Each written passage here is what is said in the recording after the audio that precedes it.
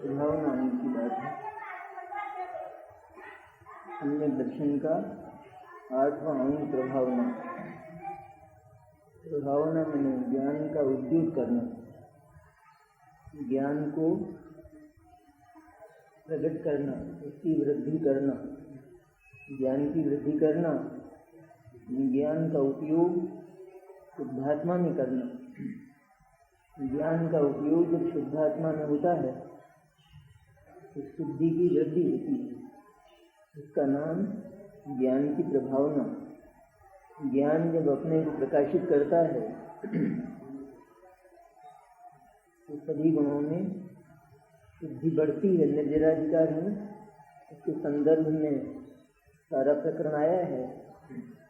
निर्जराधिकार जो मुख्य रूप से निराज को होती है निर्जरा, लेकिन शैली और प्रयोजन देखने लायक है ना आचार्य का। निर्जरा प्रचुरता से मुनिराज को होती है और फिर श्रेणी में होती है। अब यहाँ बात ली है सम्यक दृष्टि की, प्रारंभ की बात की। निर्जरा का उपाय क्या है, कहाँ से निर्जरा शुरू होती है और फिर वह निर्जरा किस तरह बढ़ती जाती है, शुद्धि की वृद्धि किस तरह होती है। सम्यक दर्शन से निर्जरा का प्रारंभ होता है और उसके बाद निर्जरा बढ़ती जाती है, शुद्धि बढ़ती जाती है। सम्यक दृष्टि को जो 8 अंग होते हैं वो सम्यक दर्शन की ही शुद्धि है। सम्यक दर्शन के प्रकट होने के कारण होने वाली जो शुद्धि है उन्हीं का नाम 8 अंग है। वो क्योंकि सम्यक दृष्टि निरंतर ही शुद्धात्मा को स्मरण करता है, कहना चाहिए निरंतर ही शुद्धात्मा का अनुभव करता है, निरंतर ही। क्योंकि सर्वाधिक सबसे अधिक जगत में इसे शुद्धात्मा ही लगा है, इसलिए शुद्धात्मा को सारे विषयों से ऊपर रखता है। उसका सम्मान सारे जगत से ऊपर है, इसलिए उसकी दृष्टि निरंतर ही शुद्धात्मा पर रहती है। अन्य अन्य कार्य वो गौण कक्षा में चलते हैं सारे ही, और केवल शुद्धात्मा का कार्य मुख्य कक्षा में चलता है, बाकी सारे गौण होते हैं। विवाह जो होता है तो उसमें एक कार्य होता है मुख्य, बाकी सब इसकी भूमिका होते हैं।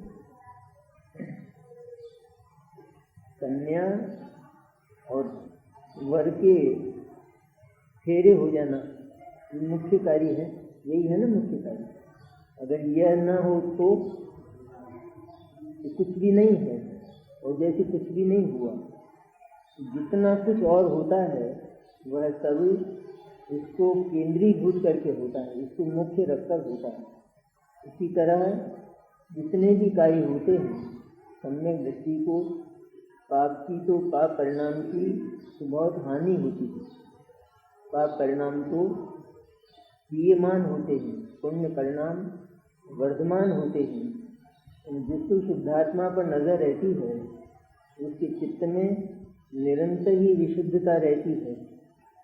पाप भाव को जैसे भूल चूक से कोई आते हैं ना, इस तरह आ जाते हैं, वे आ जाते हैं तो ही उसका चित्त पुनः शुद्धात्मा की ओर ही चला जाता है। शुद्धात्मा की ओर जब चित्त जाता है उसका विचार भी आता है तो पुण्य प्रचुरता से होता है, बहुत अधिक होता है। पुण्य भाव देवगुरु धर्म के प्रति हो समर्पण, देवगुरु धर्म की भक्ति इस चित्त में प्रचुरता से वर्तती है, बहुत अधिक वर्तती है। भावार्थ में कहते हैं प्रभावना की बात सम्यक दर्शन। सम्यक दर्शन का 8वां अंग प्रभावना अर्थात प्रकट करना, उद्योग करना इत्यादि। इसलिए जो अपने ज्ञान को निरंतर अभ्यास के द्वारा प्रकट करता है, बढ़ाता है, उसके प्रभावना अंग होता है। बढ़ाता है का अर्थ क्या हुआ? बढ़ाता है मन, बढ़ाता है अर्थात शुद्धात्मा में लगाता है।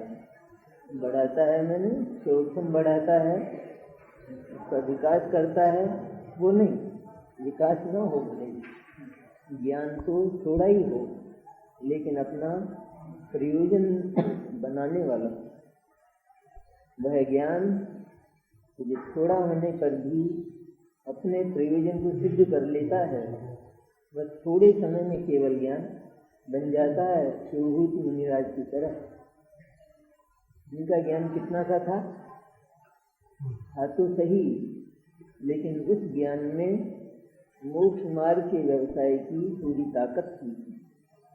और ज्ञान 11 अंग जितना हो लेकिन वह मोक्ष मार्ग का व्यवसाय करता ही नहीं हो। ताकत तो होती है लेकिन ज्ञान का उपयोग अपनी श्रद्धा के अनुसार जिधर किया जाए उधर ही होता है। तो 11 अंग का जो ज्ञान है वहाँ भी श्रद्धा यदि विपरीत हो तो ज्ञान का सारा उपयोग तो मुख्य को गौण करके और गौण को मुख्य करके होता है और सबका सब अज्ञान होता है। और जो ज्ञान शुद्धात्मा को साधता है, उसका स्पर्श करता है, उसको छूता है, उसकी रसानुभूति करता है, तो वो ज्ञान केवल ज्ञान बन जाता है। क्योंकि अनादि से ही सिर्फ एक ही काम बाकी था और वह था अपनी आत्मा का परिचय। वह परिचय जिस ज्ञान ने कर लिया तो बस वह निहाल हो गया। जैसे नगर में बहुत लोग रहते हैं लेकिन एक व्यक्ति को राजा का आश्रय मिल गया तो वो किसका आश्रय तलाश करेगा। इसी तरह उपयोग को अपने चैतन्य का अवलंबन मिल गया। जो चैतन्य है वो सारे विश्व का सम्राट है, इसलिए अब उसे किसी दूसरे का अवलंबन तलाश नहीं करना पड़ता, तो वह अपने आप उसका रूप दृष्ट समझता है, अनुभव करता है। प्रभावना का अर्थ है प्रकट करना, उद्योग करना इत्यादि। इसलिए जो अपने ज्ञान को निरंतर अभ्यास के द्वारा प्रकट करता है, बढ़ाता है, उसके प्रभावना अंग होता है। उसे अप्रभावना कृत कर्म बंध नहीं होता। अप्रभावना के कारण, ज्ञान के स्वरूप का परिचय न होने के कारण, शुद्धात्मा का अनुभव न होने पर जो कर्म बंध अज्ञानियों को होता है वह उसको नहीं होता। और जो कर्म बचे हैं, आ रहे हैं, वे रस देकर अपना काम करके चले जाते हैं। इसलिए जो निरंतर ज्ञान की वृद्धि करता है शुद्धात्मा के अवलंबन से, उसका नाम प्रभावनांग है, वास्तविक सच्ची प्रभावना। जितनी अन्य प्रभावनाएं होती हैं वे सब इसी के लिए होती है। भगवान जिनेंद्र की प्रभावना रथ इत्यादि के द्वारा करते हैं, उसमें भी एक ही प्रयोजन है कि हम जिनेंद्र के अनुयायी हैं और भगवान जिनेंद्र ने जो मार्ग स्वीकार किया वही मार्ग हम भी स्वीकार करने वाले हैं। मोक्ष का सही मार्ग, सच्चा रास्ता यही है, ऐसा हम बताते हैं लोग को भी और ऐसा स्वीकार भी करते हैं। इसलिए ज्ञान भले ही अल्प हो लेकिन उसका मुख्य उपयोग होना चाहिए, खास उपयोग। कोई व्यक्ति जो पढ़ नहीं सका, ज़्यादा शिक्षा नहीं पा सका, तो उसके पास ज्ञान तो है, इस थोड़े ज्ञान से एक छोटा व्यवसाय शुरू कर सकता है। कर सकता है ना? छोटा व्यवसाय शुरू करता है तो उसको थोड़ा लाभ होता है, मुनाफा होता है, तो वह उसका रस चख लेता है, उसका आनंद उसको आ जाता है। इसके बाद वो व्यवसाय की बारीकियों में जाता है। व्यवसाय की बारीकियों में जाता है, इसको कहते हैं ज्ञान का बढ़ना। और नहीं, और दुनिया के जो व्यवसाय हैं उनका परिचय नहीं करता, उनको नहीं सीखता, ज्ञान को बढ़ाने का वैसे सीधा अर्थ जगत में ये होगा तो उसने अपने व्यवसाय को तो सीखा ही, उसको तो करता ही है, लेकिन और व्यवसाय भी सीखता होगा, लेकिन वो ज्ञान की बर्बादी है, क्योंकि यह सब एक व्यक्ति के लिए संभव नहीं। इसी तरह सुखज्ञान में जो उसकी साकारता की पूरी संभावना है वह केवल शुद्धात्मा में है। शुद्धात्मा का एक बार स्मरण कर लेने के बाद, अनुभव कर लेने के बाद वह निरंतर शुद्धात्मा की ही बारीकियों में रहता है। कभी किस पर विचार करता है तो कभी किस पर विचार करता है, कभी कौन से गुण पर विचार करता है तो कभी कौन से गुण पर विचार करता है। इस तरह निरंतर ही अपने आत्मा को विकार से बचाता हुआ और शुद्धात्मा के गुणों का स्मरण करता हुआ वह अपनी प्रभावना, ये सब ज्ञान के द्वारा होता है। अब वह ज्ञान यदि अन्य में लगाया जाए तो बर्बाद होता है, क्योंकि वहाँ उसका कोई उपयोग होता नहीं है। इसलिए सम्यक दृष्टि का काम तो केवल शुद्धात्मा की प्रभावना करना होता है। इस गाथा में निश्चय प्रभावना का स्वरूप कहा है। जैसे जिन बिंब को रथारूढ़ करके नगर वन इत्यादि में फिराकर व्यवहार प्रभावना की जाती है, उसी प्रकार जो विद्या रूपी रथ में आत्मा को विराजमान करके मंदूकी मार्ग में भ्रमण करता है, वह ज्ञान की प्रभावना युक्त सम्यक दृष्टि है। वह निश्चय प्रभावना करने वाला है। प्रभावना के नाम पर केवल पहला पक्ष जिंदा रह गया, ये दूसरा पक्ष मर गया। वास्तविक प्रभावना है तो मर गई, और जो पहला पक्ष है जो इसके बिना केवल प्रदर्शन कहा जाता है, दिखावा कहा जाता है, प्रभावना के स्थान पर विराजमान हो गया। प्रभावना की परिभाषा किसी से पूछे तो क्या बताएगा? जुलूस निकालना, रथ निकालना, कलशों की बोली होना नहीं, इसका नाम प्रभावना है। लेकिन वह तो प्रभावना की औपचारिकता थी, वास्तविक प्रभावना वो नहीं है। सच्ची प्रभावना तो अंग सम्यक दर्शन के बताए नहीं है। सम्यक दर्शन के अंग बताए, सम्यक दर्शन के अंग दुनिया में काम करेंगे। सम्यक दर्शन तो आत्मा के भीतर होता है, और जिसके सहारे से सम्यक दर्शन होता है उसी के सहारे नहीं कहा, कहाँ कहा था? कौन सी गाथा में है? सोलहवीं गाथा। जब ये याद रखते हैं, सातवीं गाथा में तो इनकार किया, 16वीं गाथा में फिर उस इनकारी को आचार्य ने निभाया। कहीं लोग ऐसा नहीं समझ लेंगे दर्शन ज्ञान चारित्र आत्मा में है ही नहीं। इसलिए उन्होंने कहा दर्शन ज्ञान चारित्र से एक आत्मा ही साध्य है, इसलिए तुम केवल एक आत्मा का ही सेवन करो। दर्शन भी उस आत्मा का अवलंबन करता है, ज्ञान भी उस आत्मा का अवलंबन करता है, और चारित्र भी उस आत्मा का अवलंबन करता है। दर्शन ज्ञान चारित्र से एक आत्मा ही साध्य है और साध्य नहीं है। इसलिए केवल वह एक ही उपास्य है, सेवन करने लायक है। यहाँ भी जो 8 अंग हैं वे सम्यक दर्शन के साथ केवल शुद्धात्मा की ही पूजा करते हैं, शुद्धात्मा की उपासना, जिसके अवलंबन से वे प्रकट हुए, निरंतर उसी की प्रशंसा करते हैं, उसी की स्तुति करते हैं, शुद्धात्मा की ही। तो फिर दूसरी प्रभावनाएं भी, जब जीव को यह लगता है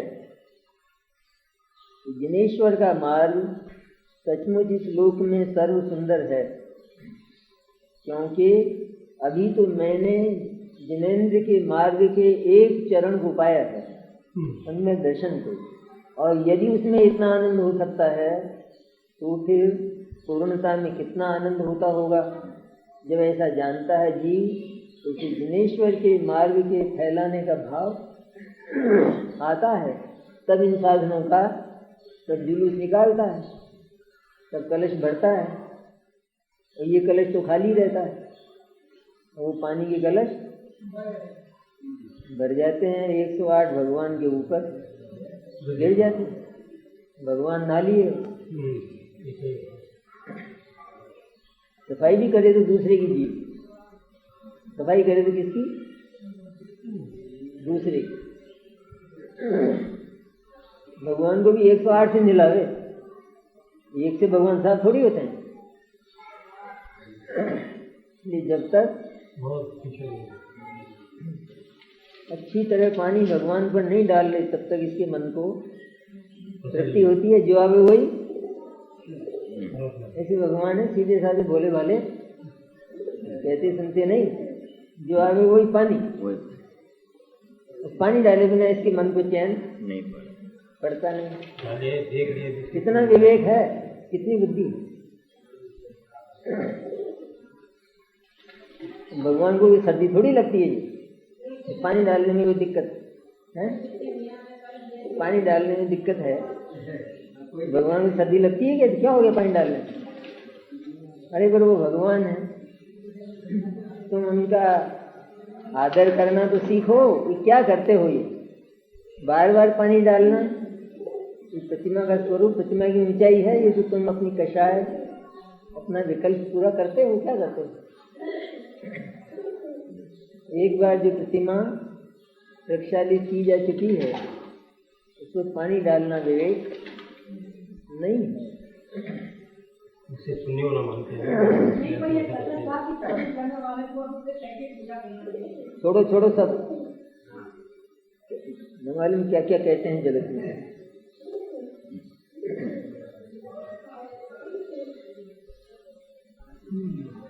कितनी बार नहाओगे तुम? कितनी बार नहाओगे? अगर नहाकर 20 काम करने हैं तो 20 बार नहाओगे? तो एक बार नहाकर 20 काम नहीं हो सकते। तो फिर भगवान की प्रक्षाल एक बार हो चुकी, जिसको उसका सब लोग उसमें भाग लें। जिन लोगों को प्रक्षाल का नियम है तो वो सब उसमें उस समय भाग लें। ये तो कोई जरूरी नहीं कि 10 बजे आता है तो डालो पानी, फिर छुओ भगवान को, फिर उठाओ उनको, फिर धरो। कितनी आसाधना, जल्दी अपराशिक हो जाता है ना? हो ही जाता।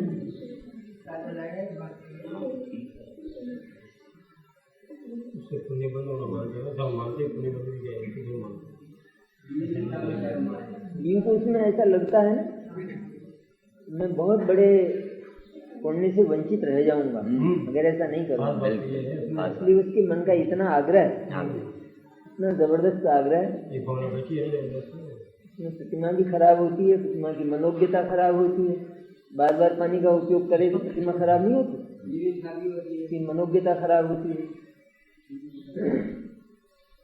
हिंसा की बात कहाँ से आ गई इसमें? ये हिंसा की रद्दी बात लाते हो पहले। तो इसी प्रकार जो विद्या रूपी रथ में आत्मा को विराजमान करके मन रूपी मार्ग में भ्रमण करता है, वह ज्ञान की प्रभावना युक्त सम्यक दृष्टि है, वह निश्चय प्रभावना करने वाला है। इस प्रकार ऊपर की गाथाओं में ये कहा है कि सम्यक दृष्टि ज्ञानी को निशंकित आदि गुण निर्जरा के कारण है। इसी प्रकार सम्यक के अन्य गुण भी निर्जरा के कारण जानना चाहिए। जहाँ निदान होकर सबसे पहली खुराक ली औषधि की, वहीं से रोग का पतन। दो काम हुए उस समय, एक तो रोग रुक गया और एक उसमें से थोड़ा सा कट गया। ऐसा संबंध निर्जरा हर समय प्रति समय संवर्णनीय। पहली बार जब पहले क्षण में ही हुआ ना, पहले क्षण में जितना विकार रहा तो दूसरे क्षण में क्या हुआ, तो फिर निर्जरा हुई, और वो जितना विकार रहा वो बढ़ेगा नहीं उस क्षण में, उसका संवर रहेगा। इस तरह एक ऐसा सुंदर एक वैज्ञानिक क्रम है ये, विकार का उतना रहना, फिर उसमें से कुछ कम होना, फिर उतना रहना, और शुद्धि का बढ़ते जाना, यही क्रम है। इधर तो विकार बढ़ता जाए और इधर निर्जरा होती जाए तो कभी भी अंत आने वाला नहीं, कभी भी नहीं आने वाला है। आगे कैसे? एक ओर से निकलता जाए, एक ओर से बढ़ता जाए, अंत कब आएगा? इस ग्रंथ में निश्चय प्रधान कथन होने से यहाँ निशंकितादि गुणों का निश्चय स्वरूप बताया गया है। इसका सारांश इस प्रकार है, जो सम्यक दृष्टि आत्मा अपने ज्ञान प्रधान में निशंक हो, भय के निमित्त से स्वरूप से चलित न हो अथवा संदेह युक्त न हो, उसके निशंकित गुण होता है। सारांश दिया है 8 अंगों का। सम्यक दृष्टि को निशंकता कैसी होती है, तो वह शुद्धात्मा के संबंध में जो उसका ज्ञान और श्रद्धान है, और दुनिया की व्यवस्था के संबंध में, लोक व्यवस्था के संबंध में जिनोपदिष्ट कानून है, उनका उसको श्रद्धान है, तो उसमें वह शंका नहीं करता, उसमें उसको भय नहीं होता। वैसा भय करके वह चलायमान नहीं होता है।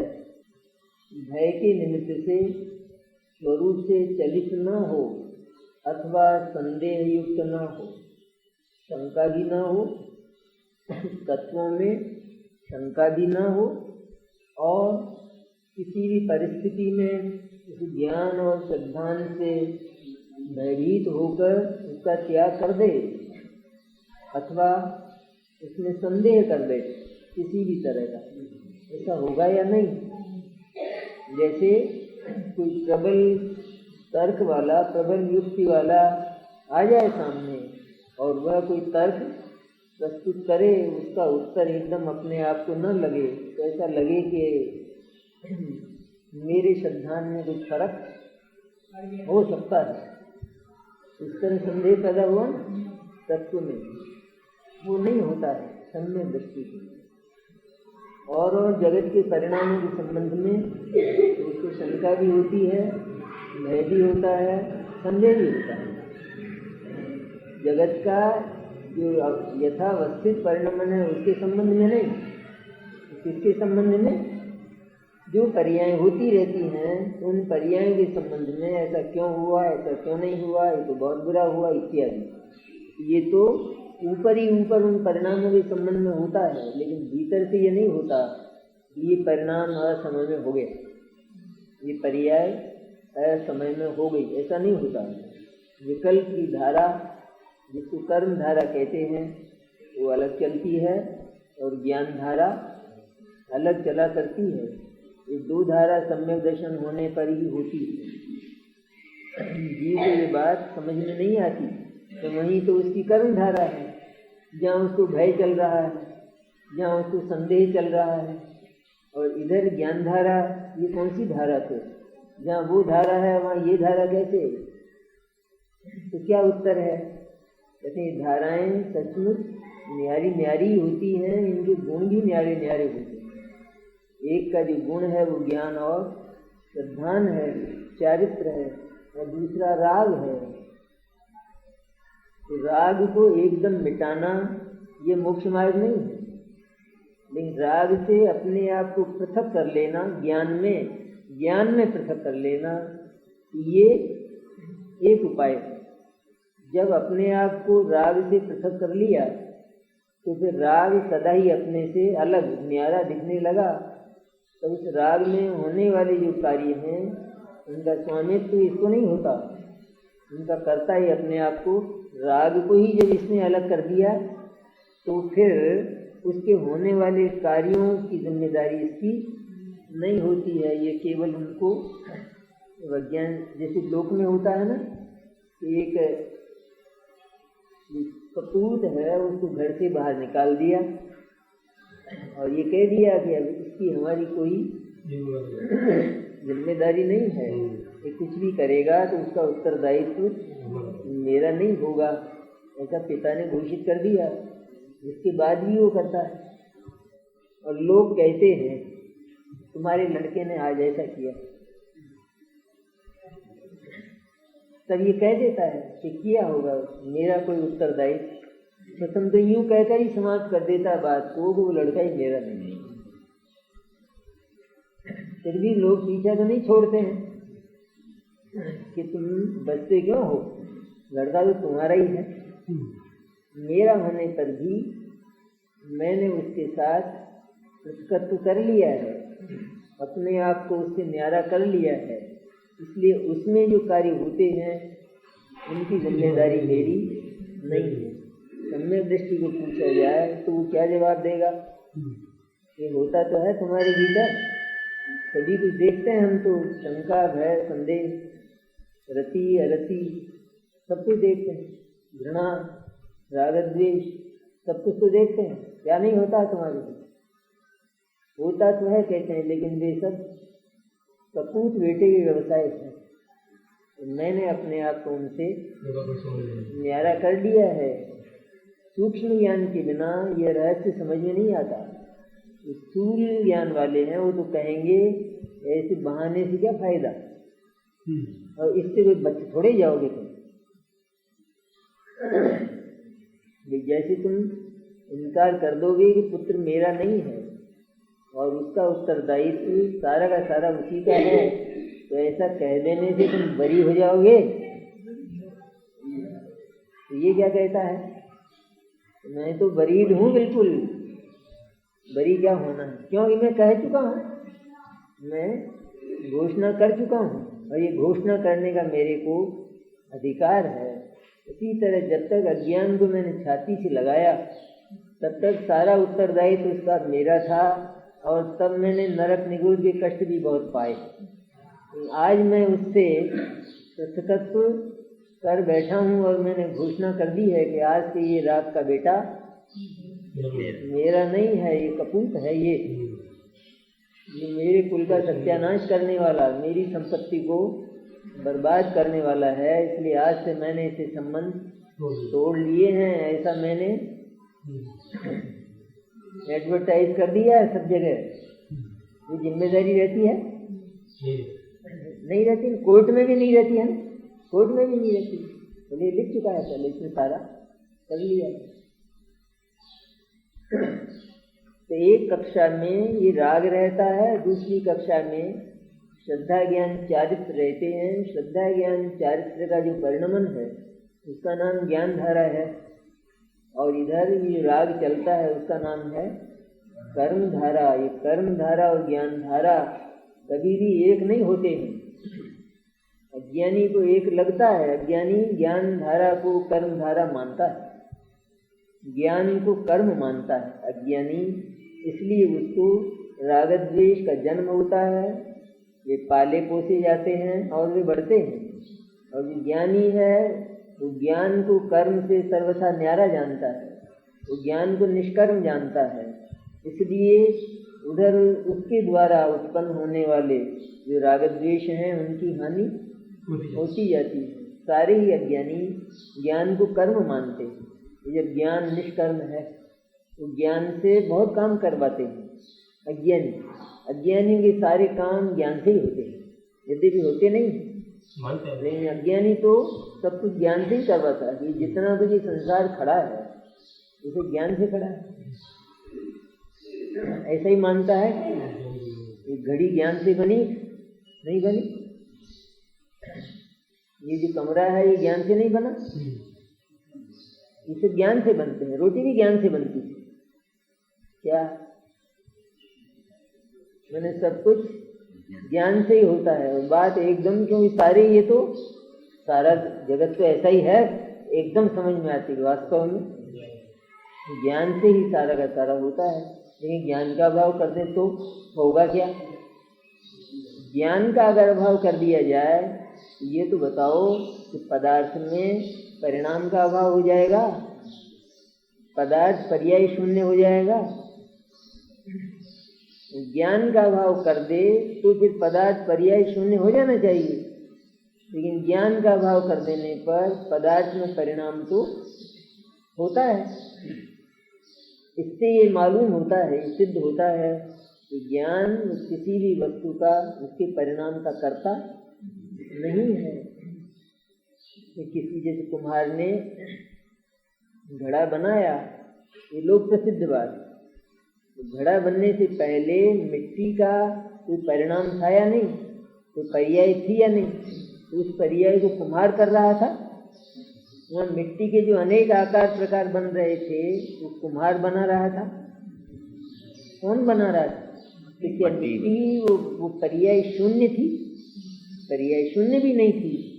तो जब वहाँ मिट्टी पर्याय शून्य नहीं थी तो यहाँ मिट्टी की पर्याय कुम्हार के अधिकार में कैसे चली गई? वहाँ तो मिट्टी आज़ाद थी ना, बिल्कुल वहाँ आज़ाद थी, तो यहाँ भी आज़ाद है। यहाँ एक दूसरे वातावरण में ये पर्याय हो रही है, वहाँ दूसरे वातावरण में वो पर्याय थी। वहाँ कुम्हार नहीं था, वहाँ हवा थी, वहाँ पानी था ना। जब खान में थी मिट्टी तो वहाँ कौन था? पानी था और हवा थी, धूप थी। और यहाँ कौन है? यहाँ कुम्हार है। कुम्हार और धूप पानी में कुछ अंतर है, कोई फर्क है? जैसे धूप और पानी, इनके समय में मिट्टी के अनेक परिणाम होते थे, उसी तरह कुम्हार के समय में मिट्टी में अनेक परिणाम हो रहे हैं। फर्क कुछ भी नहीं है, क्योंकि वहाँ धूप और पानी के होने पर जो परिणाम होते थे तो उनके होने पर वही परिणाम होने लायक थे, और इसके होने पर ये परिणाम होने लायक है। परिणाम शून्य पदार्थ कभी नहीं होता। इसलिए जो ये कहते हैं कि ज्ञान जगत के परिणामों की रचना करता है, वो बात बिल्कुल झूठ हो गई, वो बिल्कुल गलत हो गई। ज्ञान तो केवल परिणाम को जानता है, परिणाम की रचना नहीं करता। ये अज्ञानी अपनी तरफ से जोड़ता है। वो ये जोड़ता है कि मैं जानता तो हूँ लेकिन मैं करता भी नहीं। मैं रोटी बनाना जानता हूँ और रोटी बनाता भी हूँ, ये अपनी तरफ से जोड़ता है। क्या रोटी कैसे बनती है ये मैं जानता हूँ, यहाँ तक तो मर्यादा है। लेकिन फिर क्या कहता है कि मैं जानता भी हूँ और मैं बनाता भी हूँ, ये झूठ है बस, ये कतई झूठ है। तो ज्ञान एक अमूर्त तत्व है। जानना जिसका काम है, उस साक्षी को हम किसी केस में क्यों घसीटते हैं, किसी मामले में क्यों घसीटते हैं? जो साक्षी है उसको हम मामले में घसीटेंगे, साक्षी कौन रहेगा? इस तरह जो ज्ञान है वो निष्कर्म अर्थात अकर्ता है, और सारा जगत उसको कर्म में घसीटता है। मैं पाप करने वाला, मैं पुण्य करने वाला। अरे बट तू तो आत्मा है, तू तो ज्ञान है ना। तेरा स्वरूप, तेरा स्वभाव क्या है? स्वभाव तो ज्ञान है ना। ज्ञान का जो स्वभाव है वही तेरा कर्म है। ज्ञान का स्वरूप जानना है तो जानना ही तेरा कर्म है। तब तूने ये बातें अपनी तरफ से कैसे जोड़ी कि मैं पाप करने वाला, मैं पुण्य करने वाला? ज्ञान का स्वभाव तो, ज्ञान का स्वरूप तो ये नहीं है। जानने वाला है उसको तो सिर्फ जानने वाला ही रहने दिया जाए, क्योंकि वो तो बहुत बड़ा न्यायाधीश है, बताता ही है, वस्तु के रहस्यों का उद्घाटन करता है। इस तरह जिसने ज्ञान के स्वभाव को जाना तो वह सम्यक दृष्टि निरंतर अपने को ज्ञान मानता हुआ, जानता हुआ, सम्यक दर्शन ज्ञान चारित्र की ज्ञान धारा में परिणमन करता है।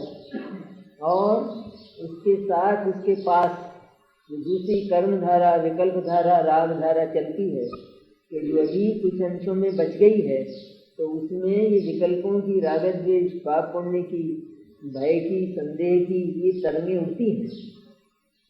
ये तरंगें उठती हैं, लेकिन इनसे उसकी वो ज्ञान धारा खंडित नहीं होती, प्रभावित नहीं होती है, बल्कि ये जो कर्म धारा है उसका क्षय होता जाता है, उसका पतन होता जाता है और ज्ञान धारा बढ़ती जाती है।